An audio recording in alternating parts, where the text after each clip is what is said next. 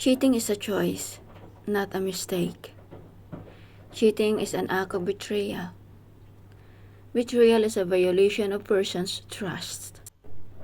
Cheating is a betrayal of trust.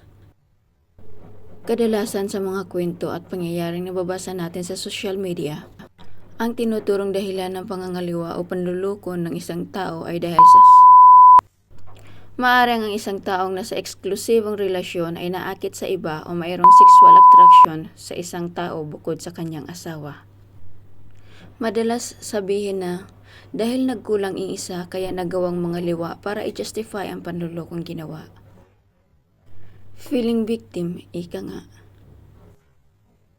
Hindi mo maamin sa sarili na sadyang marupok ka lang talaga pagdating sa tukso. Ikaw na ang naloko, ikaw na ang nasaktan, ikaw pa ang may kasalanan. Para sa akin, once mag-cheat ang partner mo sa'yo, isa yung patunay na hindi ka talaga niya minahal at wala siyang respeto sa'yo. Dahil kung mahal ka ng isang tao, kahit ano pang tukso ang dumating, hindi yan maaakit sa iba dahil mahal ka niya at ikaw lang, sapat na.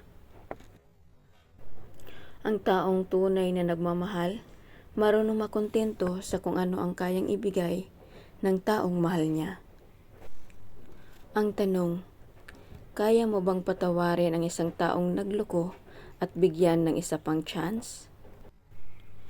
It is not easy to forgive a cheating partner, but the decision has to come from you. Kaya mo ba siyang tanggapin ng buo at kalimutan ng lahat? Kaya mo ba siyang pagkatiwalaan ulit nang walang pag-alinlangan? Kaya mo pa bang maniwala sa lahat ng pangako at mga sinasabi niya nang walang pagdududa? Kaya mo bang ipagkatiwala ang puso mo at buong pagkatao sa taong minsan nang sumira sa tiwala at dumurog ng puso mo? Para sa akin, patatawarin pero hindi natatanggapin pa ulit sa buhay ko. Madali ako magpatawad pero ang puso ko hindi nakakalimot sa sakit na idinulot mo. Ayaw kong ilagay ulit ang sarili ko sa same situation. Because I do believe that once a cheater, always a repeater. I deserve a true love and respect. Dahil kung ako magmahal, I gave my all at ayaw kong masayang yun sa maling tao.